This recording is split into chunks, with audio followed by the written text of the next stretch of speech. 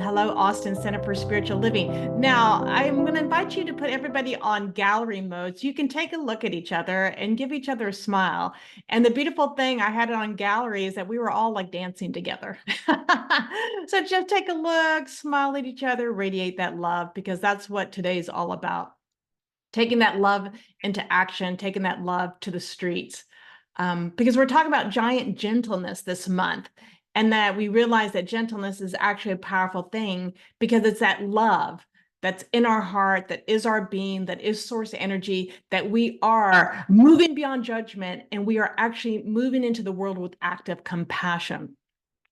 You know, I was listening to Wendy Johnson, who's a Buddhist teacher, and she was on a Zoom call with the Dharma talk with the Upai Zen Center, and she goes, "We are living in the most dangerous time because of the way that we're interconnected, because of the weapons of mass destruction." She goes, "And yet we're living at the best time because we can bring in our consciousness, we can bring in our practice to be that change and shift." So we're in a very decisive time in what we understand with science of mind, that God is love, love is everywhere, love is the essence of our beingness, and love is the essence of gentleness. Ernest Holmes says the universe does not rest on the shoulders of love. Love is a real lodestone of life. So today we're going to talk about love and how do we bring in that gentleness and that love in politics, social media, and community. And there's a synergy between politics and social media, the symbiotic relationship that we have now. And both can be used to enhance life and embrace life. But what we're seeing is a lot of the political realm and social media use in regard to creating what Brene Brown, author and researcher, calls common enemy intimacy, meaning we're going to hate the same people. And what we're being invited to do is to bring in our consciousness to both the political realm and social media and our community with love. Because with politics, more people are, it's so polarized and people are anti-politics, but politics should be about we, the people, right? The representatives are representing us. And so we get to be activated in our consciousness to bring that forth into the world. And that we learn to respond as opposed to reacting. We learn to listen and ask questions as opposed to making generalizations. Gentleness is that love that brings into that moment the consciousness of wholeness and understanding. And yes, there's times that we will have to take a stand, but we don't have to do it from an anti something, but we can do it for, I stand for love. I stand for peace. I stand for harmony. I stand for equity. I stand for justice. But it's gotten so, they call it political theater for a reason, that we've lost the essence that and the understanding that there's truly one power, and that's God. And so we are being invited that in these conversations that we're responding instead of reacting. I had an amazing conversation with my 20-year-old nephew, Anthony. He was here at the house, home from college, and we were just talking, and we lean a little bit different and we meet in certain places, right?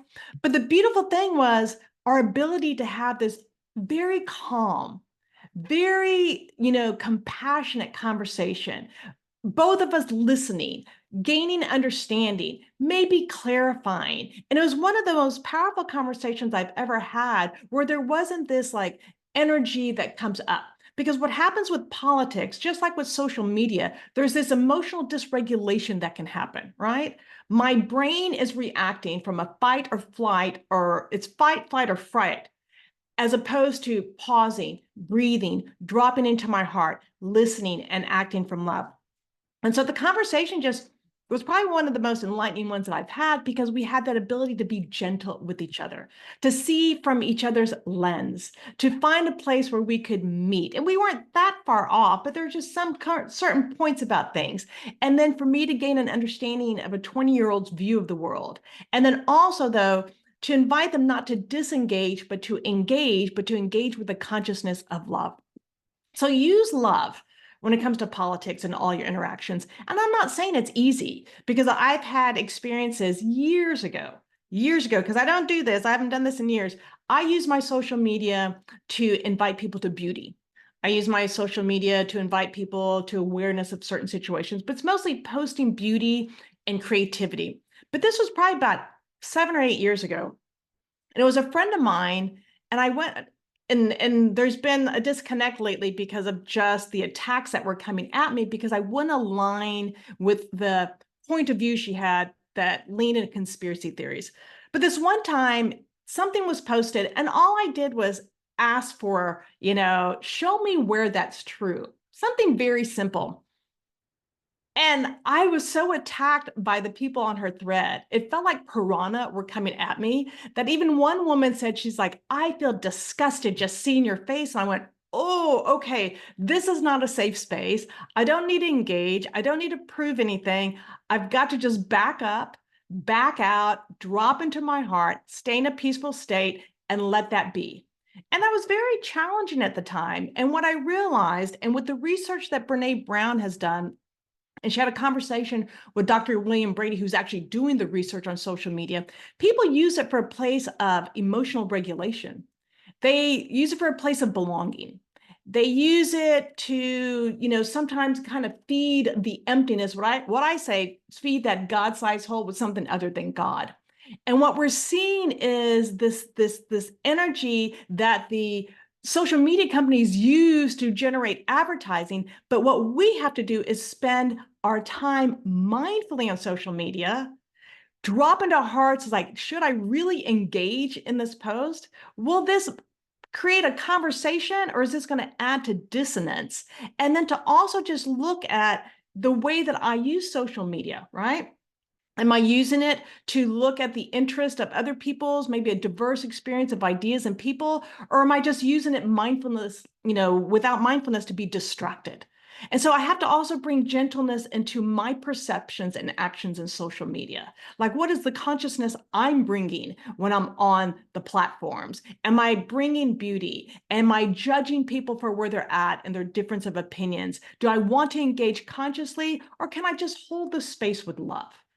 And so with politics and social media and all that's happening, we don't want to disengage, but we don't want to participate in that, what I call the lower vibration, but I'm not judging either. I have to come from this place of love. This one minister said that social media is like the law. What we focus on, we get more of, and that's true. So you can see it on YouTube, especially because I'll look for videos. I was looking for Ho'oponopono videos, and then I accidentally clicked on one video because I was looking for this one, and all of a sudden I had this range of videos of like politics and this. I'm like, no, no, no, no, no. I'm looking for Ho'oponopono, and so I started doing the practice, and it's like, oh, but I can change the algorithm by consciously choosing the videos I want to watch that are more uplifting, that are beauty. So it's the same thing with the law. I direct the law by where I choose to place my attention. So whether it's politics or the use of social media, can I bring in more gentleness? Can I bring in more kindness? Can I bring in more love? And that leads us then to community. It's like this is a beautiful community, but when you get into even out in the world and your neighborhoods, when there's all these diverse opinions, it's a place of belonging. And we want to create a safe space of belonging and bring gentleness and compassion into our personal lives, into our neighborhoods, into our cities, into the country, into the world.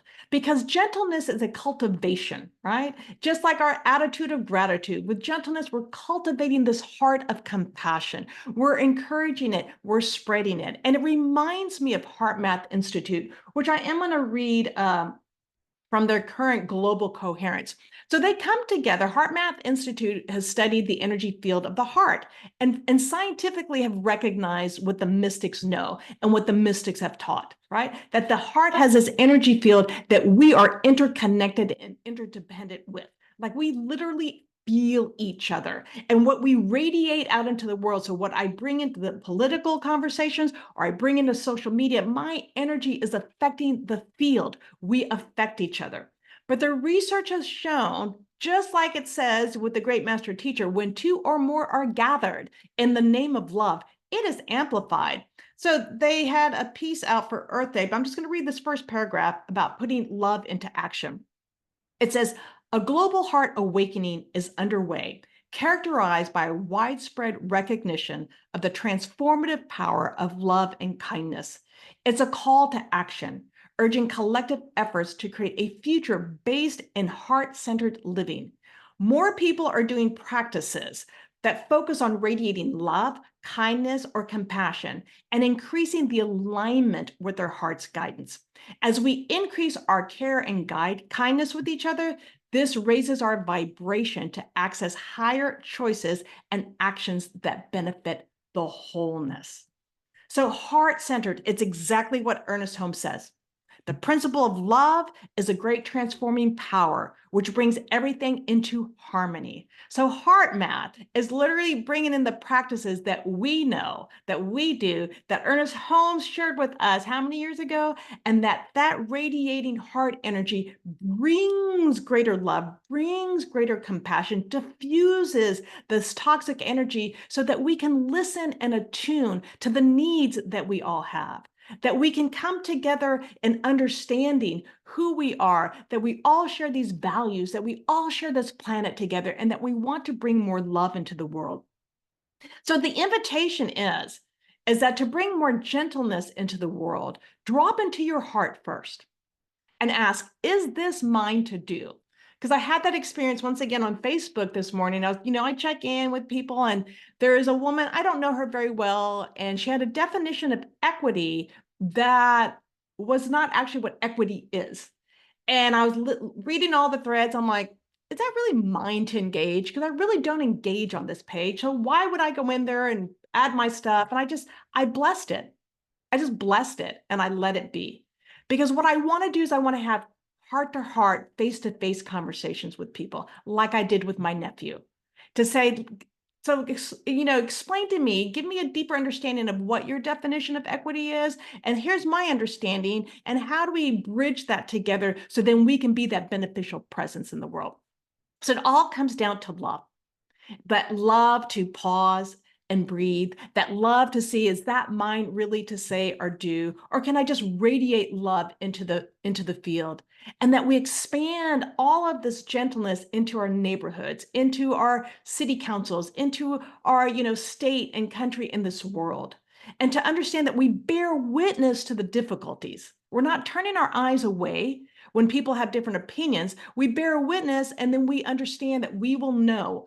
Spirit will reveal what is ours to do when it comes to that social engagement or social activism, but to come from a place of love, which is far more powerful. Because imagine all the people who are fighting on social media if they actually met in person. Like, would they be like engaging that way? Would that woman have really said that to me to my face, right? And instead, it's like, so what is it that you need? What is your concern?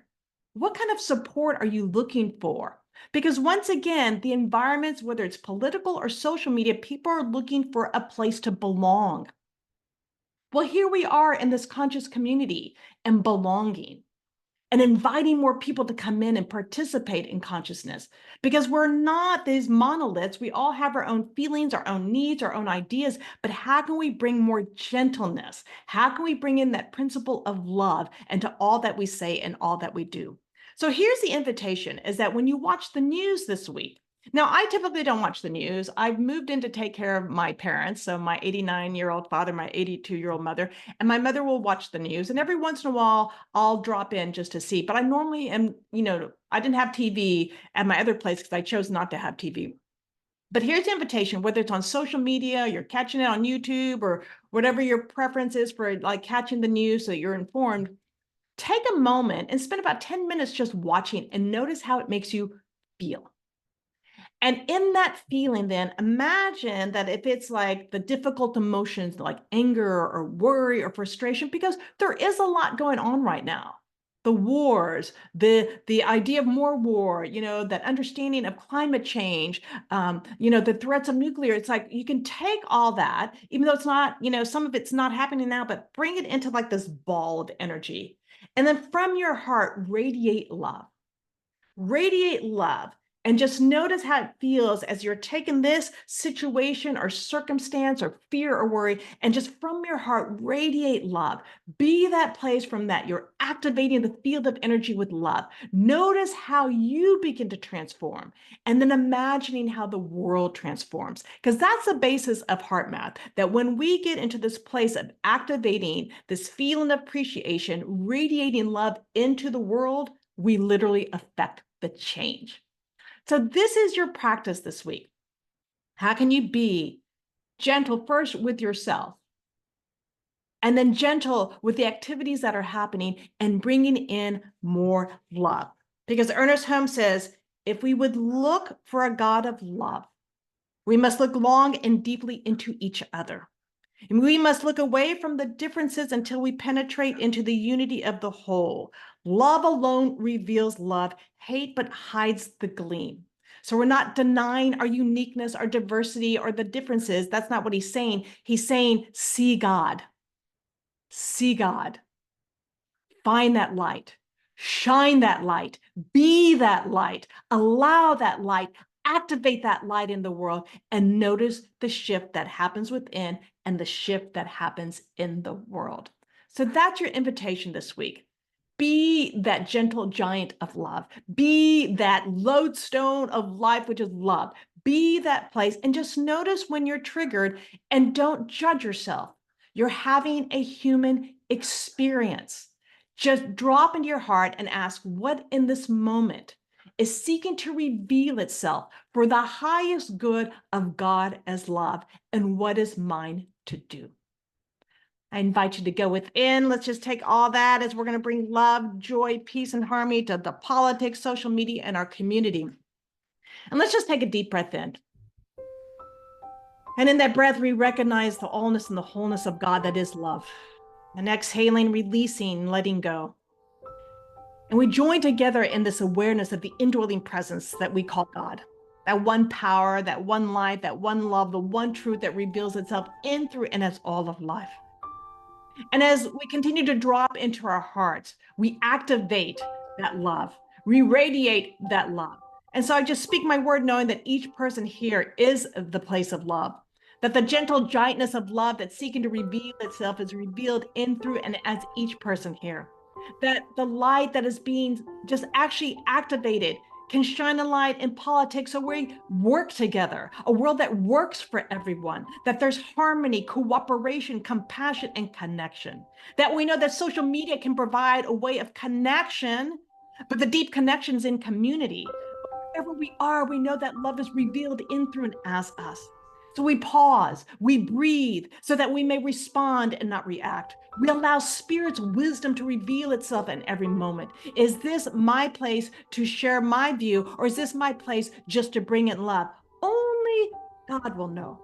So in that knowingness and that truth that each person here is that place of love, radiating that love and that light into the world, we become that safe space for everybody to belong in that highest truth of good. So I know that as we have received this word, it is activated within us, bringing forth more gentleness in the world, bringing forth more love in the world, bringing forth more light into the world.